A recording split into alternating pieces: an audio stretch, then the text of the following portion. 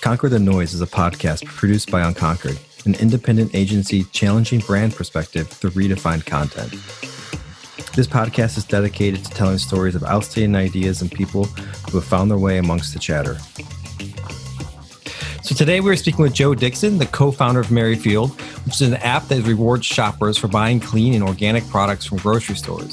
Previously, he led the global quality standards team at Whole Foods Market, led the development of the GMO labeling policy, and has served as the founding board member of the Non-GMO Project. From 2010 to 15, he was appointed by the Secretary of Agriculture to serve as a sole retail member of the National Organic Standards Board, which advises the USDA on organic agricultural standards and practices.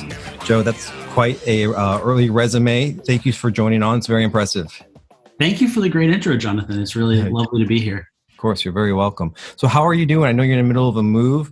You're moving from your beautiful ranch farm in Texas to back to the Northeast. I'm sure it's a little chaotic. How are you? It's pure chaos around me right now, but it's fun. Yeah, I'm a native New Englander who moved to Texas in 2004 for what I thought was a few years of a dream job at Whole Foods, and that turned into closer to 20 years. And we've settled into a ranch here in Texas where we've raised goats and chickens and grown a lot of vegetables. And for a lot of reasons, largely work and family, it's feeling like the right time to return to New England from Texas after a long and fun run here. So we're in the process of kind of unwinding the ranch and packing up our stuff and moving to Vermont in early 2022. That's awesome. I love Vermont. That's quite a lot of responsibility between managing farm, animals, crops, a new startup. How do you do that? That's got to be either little sleep or you're just very regimented.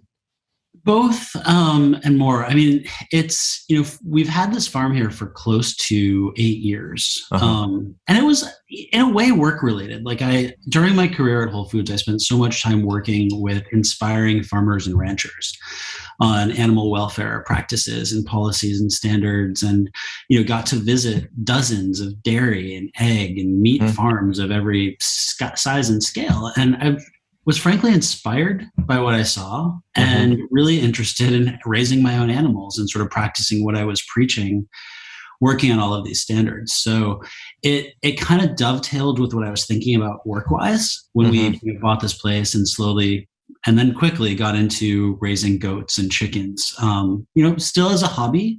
I'm very lucky to have a husband who was working from home while I was not working from home, and he was way more into raising animals than I was. And so we made it work because we had, the will and the passion, but it was definitely, challenged our ability to go on many trips without a lot of planning. But I would do it all again in a heartbeat. And I hope to do it again at some point. So I take it you have an organic farm then? Yes. Yeah. So I think there's often confusion around like what organic farming is. And I know some of which we'll dig into a little bit when we start talking about Merryfield, but there's a lot just confusion around what organic means and some of these different standards. Can you describe what organic farming is and how you're practicing it? Yeah. I mean, organic in general is a set of ecological farming practices that focus on using natural inputs to the farm, limited use of any synthetic chemicals, treating animals with respect and giving them outdoor access and adequate food and water, not using GMOs, and in their feed. In animal feed, or if you're growing vegetables, the vegetable seeds themselves. That's sort of what organic means in general. And organic has been codified by a law, the Organic Food Production Act of 1990, which authorized the USDA to create a very formal definition of what organic means. And I spent a lot of my career working on that standard. But basically, it prohibits toxic and persistent chemicals, pesticides, synthetic fertilizers, things that you don't want to be sprayed on your produce, basically. It eliminates the use of GMOs, sewage sludge as a fertilizer.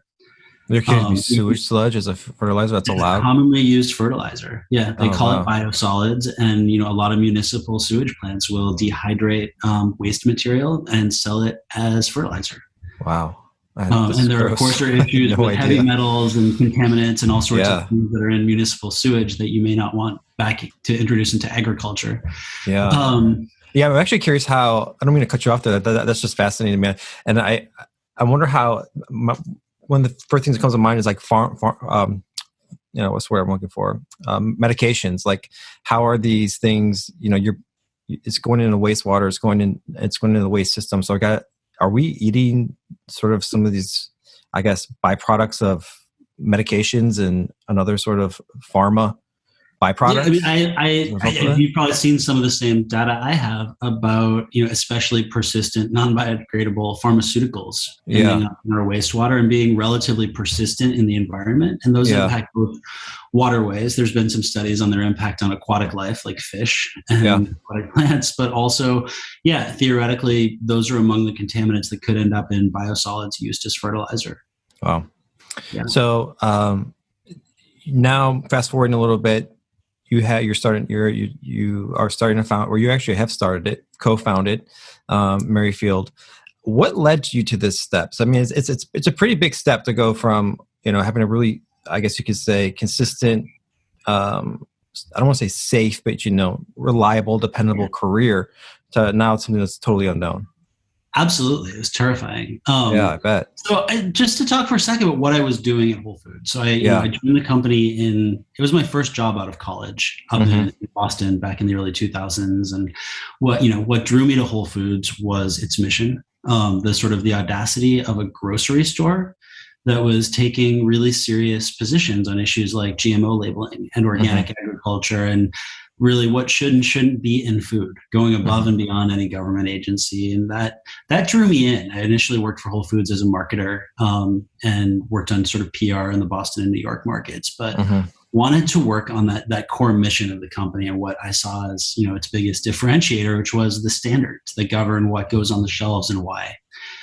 And so in 2004, I had an opportunity to join that team here in Austin that was setting those rules, making those standards, cut my teeth on issues like GMO labeling, seafood sustainability, cleaning product standards, sort of every aisle of the store that's kind of thinking about, what shoppers expect in a clean product and how do you create standards to make sure that the promise you're making is really true in the field, the farm, and the factory. So that, absolute dream job. Worked there, was part of that team for close to 15 years, left as the global director of quality standards in 2018. And what drew me out of Whole Foods, I was very happy with my job. I'd built an amazing team, wasn't really actively looking, but I met David Mayer, who's my co-founder and CEO of Merryfield, who is a wonderfully persuasive and charismatic person who's become a dear friend. And he'd spent his whole career working in private equity, running big funds, investing in healthcare services and pharmaceuticals, and reached this sort of midlife plant-based kind of personal revolution where he, changed his diet because of some health concerns, had kids, married his wife who was from a much more organic background, and started to really look critically at pharmaceuticals and healthcare industries and sort of the diet-driven diseases that were the foundation of the economic sectors he was working in. So he backed away from that, decided to focus his energy and his resources on tools to improve wellness for everyday consumers. He was one of the first outside investors in a meal kit company called the Purple Carrot, which is a plant-based meal kit company out of Boston.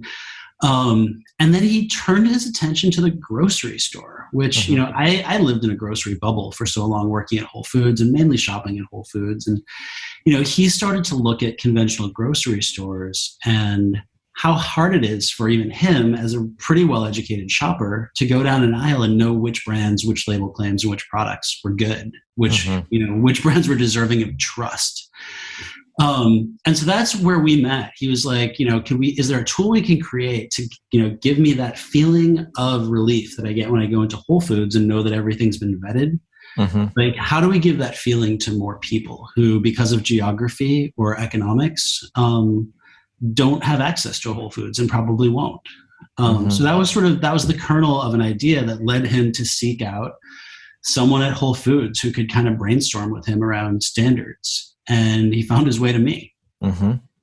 And so, yeah, I mean, I returned his call because he was a friend of a friend, and, started to brainstorm around these ideas that, what it's well under 5% of Americans that shop at Whole Foods and have access to that sort of curated selection of clean and well-researched and high welfare products.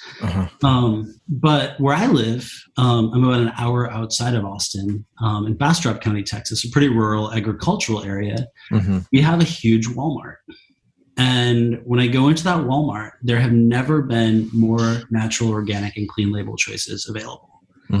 They are there, but they are mixed in with so many legacy CPG brands that are, trying to get on the natural and organic and clean label bandwagon, making claims that are misleading, confusing. And there's just so many choices. There's probably 80,000 grocery products in that Walmart. So for a consumer who wants to choose better, and I think, most people want to avoid unnecessary ingredients and lean cleaner in their grocery shops, it's really hard to cut through the noise of label claims and just sheer number of products to focus in on the brands and the products that are really better. Yeah, you have to be dedicated. I mean, I love grocery shopping. I don't know why. It's just one of those things I've always enjoyed it. And I like reading the labels, but it's a time commitment. Yeah. My significant others always wondering why it takes 2 hours to go grocery shopping. And if you don't have the time, you're a busy mom or just, working full time, it's really hard to find the time to read all those labels. It is. And I think that's having these sort of curated platforms that do it for you is so smart, and it creates a level of trust and reassurance. And I know we had a guest that I know that you've probably worked with, Jeremiah McQuelly from Thrive on months ago. Jeremiah's great. I love Jeremiah. Yeah, and Thrive. I signed up for that shortly after our podcast, and frankly, because it saves me time, and that I know when I go on there, the stuff has already been vetted for me. And if I really want to do my due diligence, I can, but there's that level of safety, I think, there. And so I would love to hear how Merryfield is continuing on this sort of idea of curation and creating a level of trust with customers, and the problem that you're trying to solve. Well, that's an interesting question. How do we create trust with consumers and allow them to trust us to be the curators and arbiters of what's good and what isn't? And it's with a company like Whole Foods, they've built that credibility over decades of careful research and building their brand.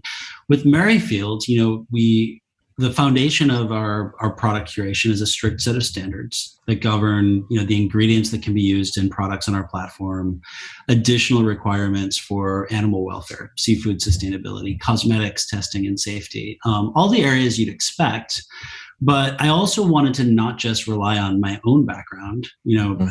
I'm well known inside of Whole Foods in the natural industry, but shoppers don't know who I am.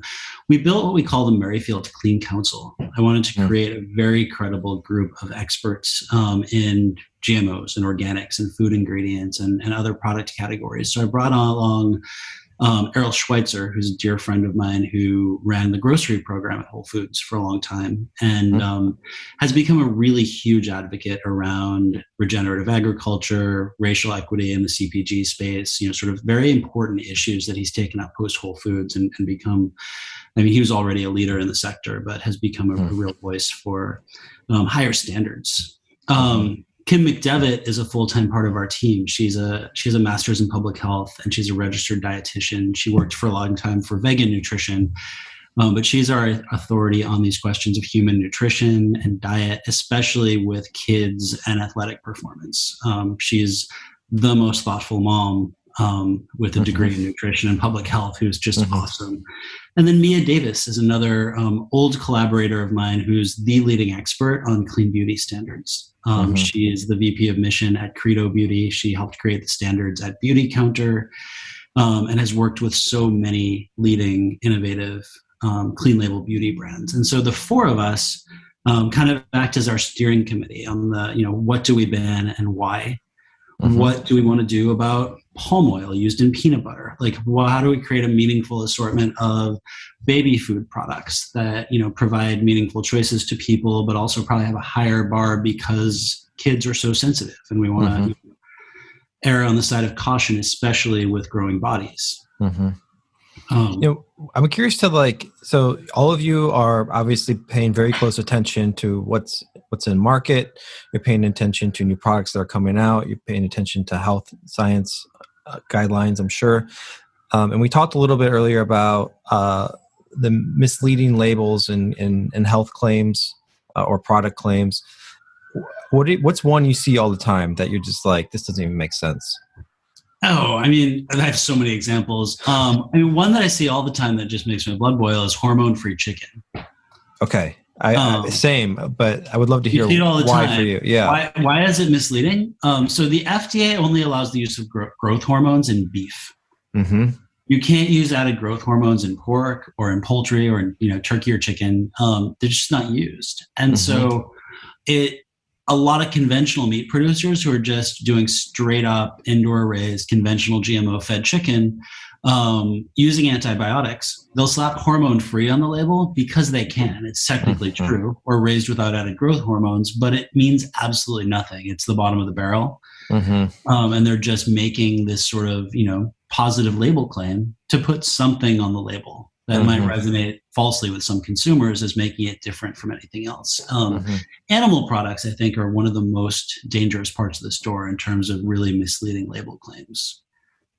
Do you think that's because of trying to debunk ideas of how the American ag and I guess farm and industrial complex, the way that's raising these sort of, driving through Texas? I remember the first time I drove through Texas, I just saw these mass fields of just cows. Smelled them too. Them for miles. And there's always, it just seems like there's always like some kind of secrecy behind of how our food and how the animals are raised. And do you think those things are linked? Is it? Yeah, I think in animal agriculture, they're almost, to sell animal products to Americans, there has to be a shroud or a romanticization, or the living conditions for most conventional animals are pretty bad. Like you saw in the feedlots, probably in West Texas, I'm guessing, like driving across the Panhandle. Like I've definitely driven that route. Also, animal products are expensive to produce. To feed animals better, non-GMO or organic feed, to give them the living space that they need to fulfill their natural behaviors, takes more space and more money. And so, compared to organic versus conventional blueberries, the price differential between organic versus conventional meat is going to be so much greater. And so that, I think that's one of the reasons we haven't seen as much adoption of better animal products. So I think what's interesting is going back to the idea of relationships and trust, and communicating these values of what we've all been talking about. Now, how are you doing that within the community and getting people, one, interested in the app, and then two, once they're on, what's that continued conversation? Is there information? I just signed up today, so I meant to sign up months ago, and of course, just kept forgetting to do it. Yeah, so did it today, which is great time, as I just went to the grocery store, so I'm going to be uploading my receipt soon. But within the app, is there a level of education within there that you're trying to? Education is a huge part of it. We've selected a group of brands that, A, meet our standards at a baseline, and B, all of which have clear purpose and mission as brands, a real impact that they intend to make in the world. And we want to bring that to life for our users. A lot of people shopping in conventional retail might be unfamiliar with especially some of the smaller and more emerging brands. And we want someone shopping at a Kroger in Cincinnati to know why Quinn pretzels are so freaking awesome. And so we get into the story of that brand and how they were founded, and the work they're doing to support regenerative cropland in the Midwest, and we want to bring those differentiators both around standards and specific ingredients and the purpose of the brand to life within the app for our consumers. So every brand has a page where we bring that story to life. Every product page, when we do a special offer on a product, we highlight, is this organic? And you click your little organic seal and it pops up with, a quick one-liner definition of what that means with a link to more information. We try to keep it digestible in the context of the app, because when you're standing in the peanut butter aisle, you don't have a ton of bandwidth to read too much. But I want to boil it down for you quickly why Justin's might be better than Jif. And so we call out those product attributes and differentiators right in the app for people. Yeah, I love Justin's peanut butter. They're great. They're on the app. Yeah, I saw. What's interesting, it looks like you're having two conversations in a way. You're having ones direct with brands, and you're having ones direct with the customers or the users. And I'm curious to basically that means you're kind of solving two problems in a way. And I would love to hear how that helps brands, and then how that connects and then benefits users. Yeah, and we talked a bit about the benefits to the user who's confused in a grocery store and wants clear signals as to which products are better. From the perspective of the brands we work with, they also suffer from that noise and chaos at retail, with their ability to stand out, especially to consumers who are unfamiliar with even some of what I think of as the biggest brands, because I've been at Whole Foods, like Applegate and Stonyfield, are still have pretty small placements in Kroger or HEB, and so their frustration is how do we stand out and help consumers understand in the brief moment we have with them how we're a better product. There's typically a little bit of a price premium. There's a lot of competition from both legacy CPG brands and retail private labels. And all of those brands want a way to open a trust-driven dialogue with consumers, help them understand why their product is better, and incentivize them not just to try it once, but to keep buying the product.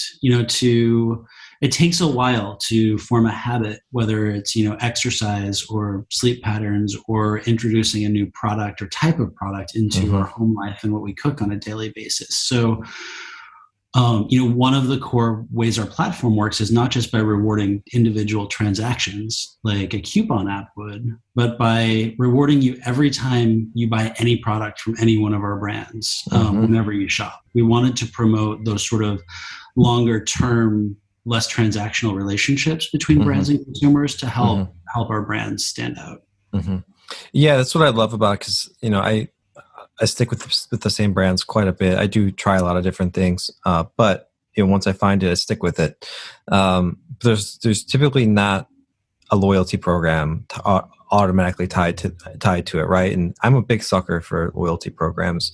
So this just seems like such a simple solve for that, because it seems it could be really complicated on the brand side, but when you have someone do it for you. Especially a lot of the brands we've talked to have experimented with or at least started to plan their own loyalty programs. But from a consumer perspective, if I go to the grocery store and I buy Califia Farms almond milk and Primal Kitchen salad dressing and Applegate turkey breast, do I have to then go home and open 3 different apps to scan my barcodes or fill out an online form? As from a consumer perspective, it's really, there's not a huge payoff of loyalty points from a single brand.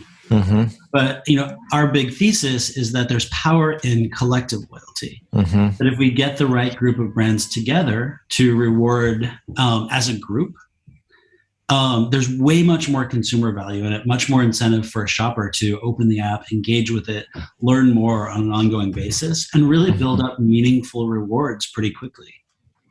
Yeah, I love how you said that power and this collective loyalty. I love that. I think it's really, really smart. So how are you? Please go on. No, please. And it's really resonated with the brands. Every brand has a different story and is experimented in different ways. But the number of brands we've talked to who have thought about doing a loyalty program and then said, no, the payoff's not going to be good enough, or it's going to be just too expensive for us as an individual brand to build. We hear that again and again. Yeah. So I guess, I'm curious to how then this how you're measuring success then, and because when everything's tracked, there's so much data available to you.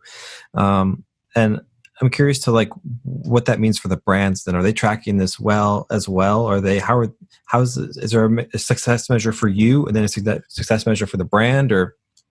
Yeah, I mean, there's a number of success measures, some more tactical and short term, some, more idyllic and long term, but or idealistic rather.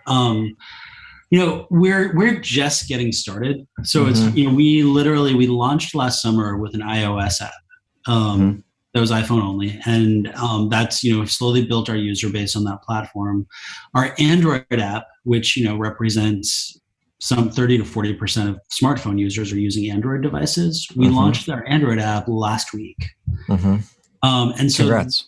Thank you very much. It's working well. But we've held off on a lot of our, sort of user acquisition work, and paid digital and social and stuff like that until we had both platforms up and running. We wanted to make it so everyone with a smartphone could benefit before we went out big, introducing ourselves to the world. So a lot of that starts now. And, we'll measure success in terms of the number of users, the number of brands, the satisfaction of our brands with the program. But on a bigger scale, I'll measure success, for me as an idealist, natural and organic person, when we play a real and concrete role in transforming retail grocery into a healthier and cleaner experience for all consumers. Part of our strategy is to help the better brands stand out and play a role in crowding out the crappier brands whose time has probably come, and helping consumers really understand, why some brands are better, and continue to move that needle. It's interesting because, I share that similar sentiment. There's a lot of just crappy brands out there. And I've said that before to friends, family, and they look at me like I'm snooty, like I'm a food snob. And it's really not even about, I think, this like elitism. For me anyway, maybe some people, it makes them feel, I mean, personally, I shouldn't discount the emotions that I feel when I'm trying to actively buy things that I think make me healthier or make my family healthier and so forth. There is an emotional reward there, right? But I'm curious if that's something you're trying to get around, if that's a battle for you where, you don't want to come off as elitist, or if there's a trying to appeal to people who are kind of looking at organic food or maybe some of these other newer products with a side eye. Like, I don't know, how that's played into your marketing and communications. Yeah, no, you bring up a really important phenomenon. I mean, for a lot of mainstream consumers, organic isn't necessarily a positive label claim.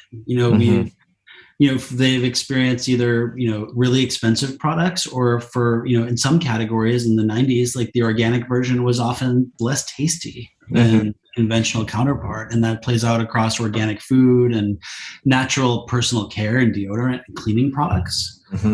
And part of, we know that to get new users into the clean label tent is going to take approachability, relatable language, a lack of snootiness. Some of the elements of organic that have turned people off aren't what we're leaning on, and really helping when you are talking about organic products and helping people understand why they're better. There's so many different routes you can take. You can talk about the environmental impact and the greater good and sort of some big, ideas behind organic.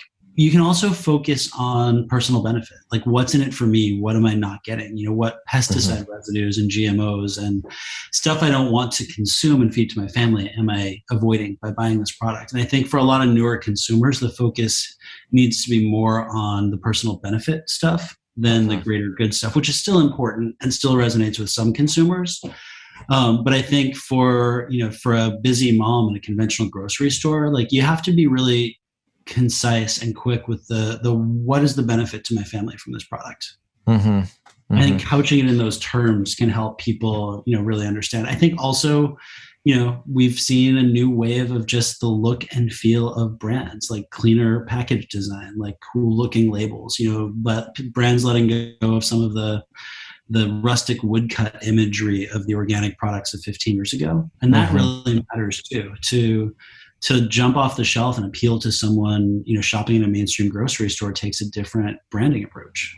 So I think you really bring like a really unique perspective and skill set to your role there, and as you work with brands, I'm curious if there's like a consultant role for you as well, as when you're talking to these brands who are trying to reach new customer bases. Are you having conversations just like what we're having? I think if anything, cutting out in this podcast, if you cut out the last 20 seconds of our conversation, I think that would just be so valuable for a brand to hear.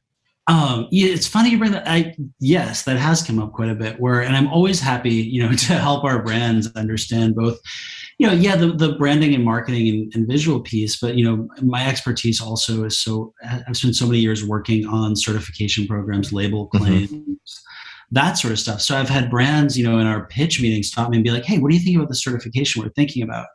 And I'd be like, let's grab another hour and talk through that. And I will happily, whether it's with organic certification or heavy metal testing or stuff like that, like I've spent a fair amount of time with our brands, just helping them think through these really big, important consumer facing integrity issues. So I'm really curious. So you've brought in Zoe Deschanel. Did I pronounce her last name right? I never remember if I pronounced her name right. Deschanel, thank you. She's coming in as a head of creative. You're chief creative officer. She has a co-founder role, and I know she's a similar story, kind of what you're talking about. This busy mom, and that's how she fell into this sort of interest and focus on delivering clean, healthy foods for her family. I'm curious what's that been like, bringing in a large influencer or big celebrity name, and how her creative juices have helped pump the brand up a little bit. Yeah, that's a great question. So we started to realize maybe a year ago, or started to bat around the idea of finding the right celebrity partner to help us raise our profile and build our user base and really get our story out there. We spoke to a few agents and a few celebrities around, sort of sponsorship deals and, sort of lower level social media stuff.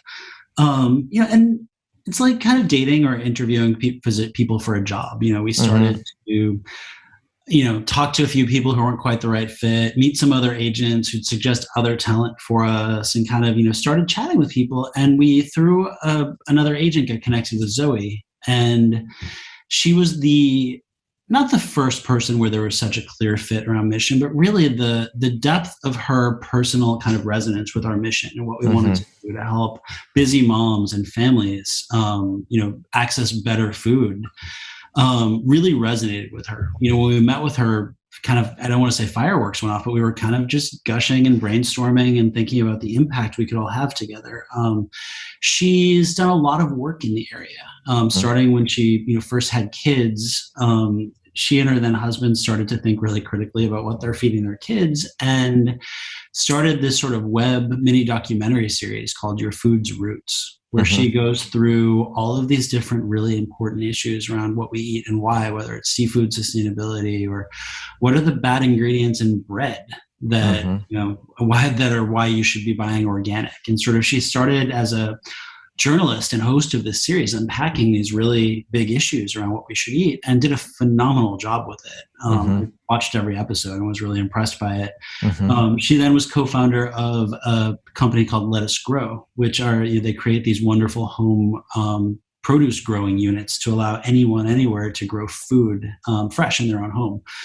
So there's just a lot of shared mission around helping everyday people and families access better food, especially when it comes to what to feed kids. And so as we got talking to her, we realized there was just a much bigger fit than just a normal kind of sponsorship deal. And so we brought her on as co-founder and chief creative officer of Merryfield. And so she's playing a really big role in helping us, plan how we announce our brand to the world, our brand storytelling, how we're bringing the stories of our brands to life, our user experience, and so on. And, we just started working with her this summer. We're really just getting up and running, but she's a full-on part of our team. Yeah, that's awesome. And she's been just amazing to work with. I still, fanboy out a bit when we talk with her, but her personal passion for what we're doing is just unbelievably real. So you touched on storytelling, and this is a personal passion of mine. It's what we do as a business, and focus in on. And I'm curious to how you're doing that now and how you see this evolving now that you have a new creative partner. Do you see yourself getting into like the branded content space where you're producing series, sort of like we just talked through with the that Zoe worked on, or do you see sticking within more of the avenues of just creating work that's short form, more about educating? It lives inside the app, or is it you're going to be more external facing? Both. I mean, I think, the in-app experience is really important, and Yeah. making, leveraging the tools we have within that space to help our users really understand our brand stories. And, Mm-hmm. I think we have more latitude outside of the app to rely on video and other forms of content to Mm-hmm. tell a richer story. Mm-hmm. And so we're working there too. I think we're just scratching the surface of using, social media in bigger video driven fun ways. Mm-hmm. We're, exploring how do we all of our brands have such charismatic founders and like Mm-hmm. standards and sustainability people. We're thinking through like, how do we get on a Zoom and record it like we're doing right now, or do we Mm-hmm. leverage Instagram Live, or what are the channels to bring those founder and brand stories to life in a way that really resonates with our users and doesn't overwhelm them. And so yeah, we're experimenting in a lot of different areas there, but definitely channels where we'll grow over the next year. And are you finding, as you touched a little bit on like where your people are, and I'm curious to dig into that a little bit and learn about who they are, right? Are you seeing specific trends across? Are you seeing, like, you see lots of moms? Do you see 30-year-olds? Do you see 70-year-olds who have been buying the same products for their whole life and now doing a major behavior change? So in short, yes to all of it. I mean, we certainly see 70-year-olds and we see 30-year-old moms. Our users tend to be women. They tend to be mothers. Mm-hmm. A little millennial, like younger, more women in their 30s than in their 40s, but Mm-hmm. From across the spectrum. Certainly plenty of men using the app as well. Mm-hmm. We are seeing a lot of users in, California, New York, Texas, sort of a lot of the traditional concentrated areas of the natural organic product space. Our shoppers are shopping not just at Whole Foods, but at Walmart, Target, and Costco. Those are our four biggest retailers. And all over the place. We're seeing a lot of uptake in the Kroger and Albertsons banners, the regional grocery chains, H-E-B here in Texas, Stop and Shop in the Northeast. It's really a remarkably diverse group of people in terms of age and gender and geography, buying all sorts of stuff. But yeah, definitely more moms, more female, and a little bit younger. Yeah, the reason why I asked, I think that would also just help you at least figure out the types of storytelling you're going to be doing, and just trying to get a little background there. We are getting a little close on time, and I've really enjoyed the conversation. I think you really provided some fantastic insights and information for people that they can look out for when they're shopping themselves, and just those label claims. And I think the understanding around what sustainability and organic is, I think right now, from my understanding, is one of the biggest challenges within the space. Do you agree with that?